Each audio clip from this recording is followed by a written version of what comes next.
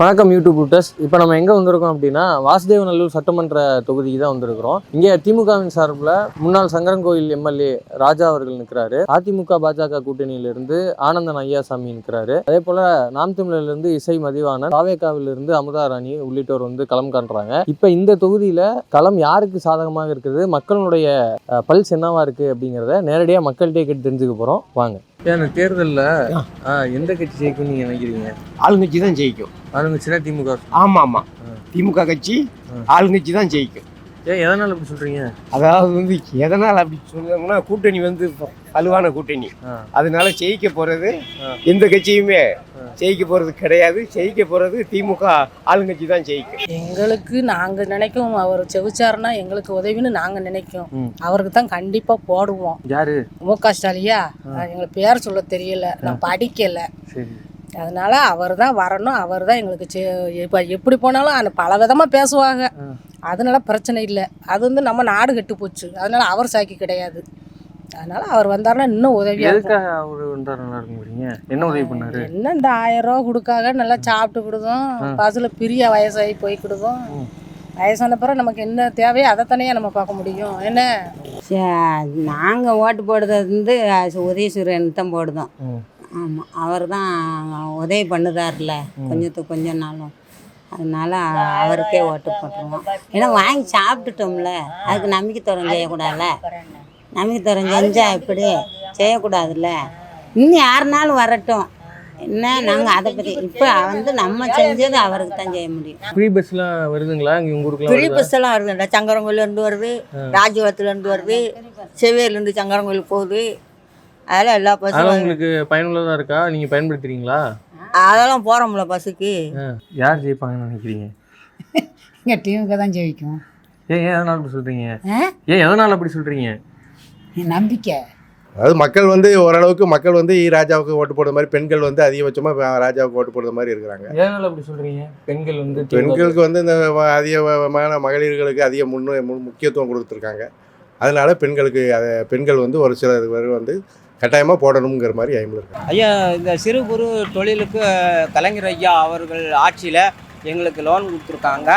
நானும் அதை பார்த்து தான் நான் நகராட்சி லோனில் எடுத்து இதை வாங்கி இதை நான் வியாபாரம் பார்க்கேன்.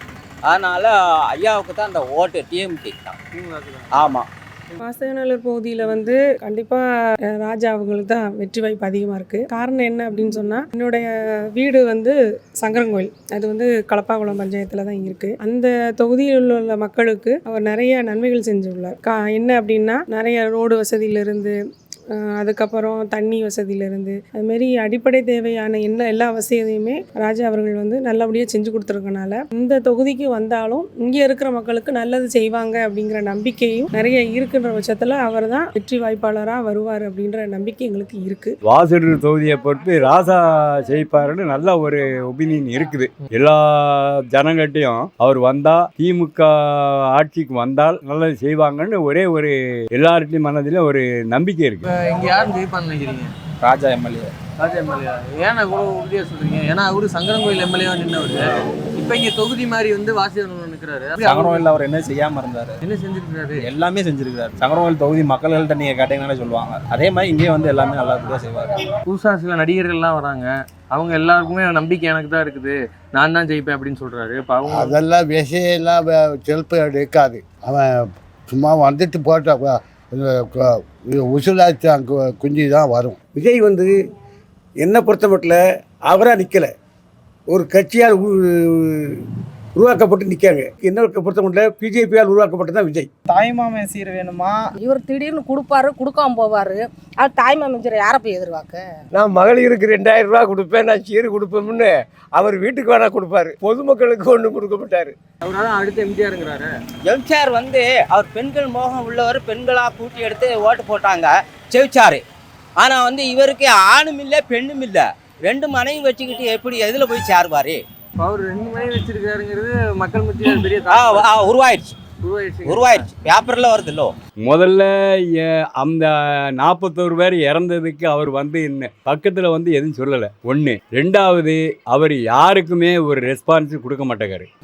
அது தானாக ஒப்பிடக்கூடாது. அது வந்து 68 வயசு அனுபவத்தில் நான் இன்னைக்கு வரைக்கும் பார்த்துருக்கேன். அதாவது இவங்கெல்லாம் வந்து சும்மா பச்சொந்தி மாதிரி இது பொதுமக்கள் வாக்க பறிக்கிறதுக்கு தேர்தல் வாக்குறுதியை விளம்பரத்துக்கு பண்ணிட்டு அப்படியே போறவங்க தான். அவரை நோக்கி இளைஞர்கள் எல்லாம் போகிறாங்கன்னா அவர் ஒரு ரசிகர் தான் போவாங்க, மித்தபடி யாரும் போக மாட்டாங்க.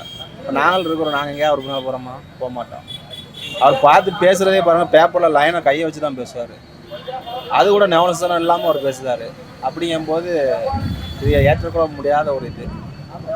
அதனால் டிஎம்கே தான். ஆனால் விஜய் என்ன சொல்கிறாருன்னா, மக்கள் முக்கியமாக வந்து பெண்கள் வந்து அவங்க வீட்டில் ஒரு ஆளாக என்னை வந்து ஏற்றுக்கிட்டாங்க, அதனால வந்து நான் தான் ஜெயிப்பேன் அப்படிங்கிறது. அப்படிலாம் அது இந்த ஏரியாவில் அப்படி வாய்ப்பு கிடையாது. இருக்கிறாங்க, இல்லைன்னு கிடையாது, இருக்கிறாங்க. ஏதோ ஒரு 10% இருக்கிறாங்க. அதிமுகவோ பாஜகலாம் ஜெயிச்சு வந்தால் அவங்க 2000 ரூபா தரேன்னு சொல்கிறாங்களே, அவங்களும் தரேன். அது இப்போயில சொல்லுதாங்க, இடைவெளியில் இப்போயில சொல்லுதாங்க. அவங்க மேலே நம்பிக்கை இல்லையா? நம்பிக்கை இருந்துச்சோ இல்லையோ, இதுக்கு முன்னால் யார்கிட்ட வாங்கி சாப்பிட்டோம்? சாப்பிட்டவங்களை தானே சொல்லணும். என்ன இப்போ நீங்கள் சோறு போடுதீங்கன்னா பசிக்கு சோறு போட்டவங்களை தானே நினைக்கணும். இன்னுமே போடுதோம்னு சொல்லுறதுக்குள்ள நினைக்க முடியாதுல்ல. எடப்பாடி வந்து இங்கே வந்து என்ன செய்தாரு பாருங்க, சொல்லுங்க. நல்ல முறையில் தமிழ்நாட்டை இது பண்ணிடுவாரா? இருக்கும்போது ஏதாவது பண்ணாரா? ஒன்றும் பண்ணல. ஸ்டாலின் விட்டு வேலை கை மாறி போயிடுச்சுன்னா ஒன்றுமே பண்ண முடியாது தமிழ்நாட்டை. அதனால் ஸ்டாலின் தான் வருவார். நாங்கள் தமிழ்நாட்டை வந்து விட்டு கொடுக்குறாப்புல ஐடியா இல்லை, அதனால டிஎம்கேக்கு தான் ஓட்டு போடுவோம். மற்றவங்களை விட்டு கொடுத்தா தமிழ்நாடு விட்டு கொடுக்குற மாதிரியா? ஆமாம், பிஜேபி ஓட்டு போட்டால் தமிழ்நாடு தானே விட்டு கொடுக்குற மாதிரி இருக்கும். இப்போ இவங்கெல்லாம் நாங்கள் வந்தால் கொடுப்போங்காங்க, ஆனால் வந்ததுக்கப்புறமே இவங்க வந்து சொன்ன வாக்கை காப்பாற்றிருக்காங்கல்ல, அதை பாருங்கள். அதாவது சொன்ன வாக்கை காப்பாற்றக்கூடிய ஆட்சிங்கிறது வந்து இப்போ திமுக ஆட்சியில் தான் வந்து நடந்துக்கிட்டு இருக்கு. எடப்பாடி வந்து இது வரைக்கும் எதுவுமே சொன்னதை செய்யலை. அவர் வந்து ஓங்கி பேசுவார், வேகமாக பேசுவார், ஒன்றும் செயல்பாட்டுக்குலாம் வர மாட்டார். ஏன்னா சொன்னதை செய்ததை சொல்வது தான் அந்த திமுகவோட கொள்கை. அதனால் அவர் மக்கள் வந்து திமுகக்காரங்க சொன்னால் செய்வாங்கன்னு நம்பிக்கை இருக்குது. அதுக்காக அதன் அடிப்படையில் திமுக ஓட்டு போடுறோம். இப்போ பாஜக அதிமுக எல்லாம் வந்து சட்ட ஒழுங்கு சரியில்லை தமிழ்நாட்டில், பெண்களுக்கு பாதுகாப்பே இல்லை, முதியோர்களுக்கெல்லாம் பாதுகாப்பே இல்லை தமிழ்நாட்டில்னு சொல்கிறாங்க. ஒரு புருஷன் பொண்டாட்டி சண்டை வந்தாலும் இந்த ஆட்சி தான்காங்க. ஒரு அண்ணன் தம்பி வெட்டிக்கிட்டு சேர்த்தாலும் இந்த ஆட்சி தாங்க. ஒரு ரேப்பு நடந்தாலும் அது இந்த ஆட்சினா அது எப்படி நம்ம அதை நம்பலாம்? சர்க்கார் பார்த்து, போலீஸ் பார்த்து, எல்லாம் எடுத்து அவங்களுக்கு தண்டனை வாங்கி கொடுக்காங்க. 9 போலீஸாருக்கு தூக்கு தண்டனை விதிச்சிருக்காங்க. எடப்பாடி ஆட்சியில் நடந்தது. இப்போ இவங்க வந்தவுடனே தூக்கு தண்டனை விதிச்சிருக்காங்க. அது சட்ட ஒழுங்கு, அது நல்ல முறையில் நடக்கு. ரேப்பு எல்லாம் இல்லை, இப்போ குறைஞ்சிருக்கு இவர் ஆட்சியில்.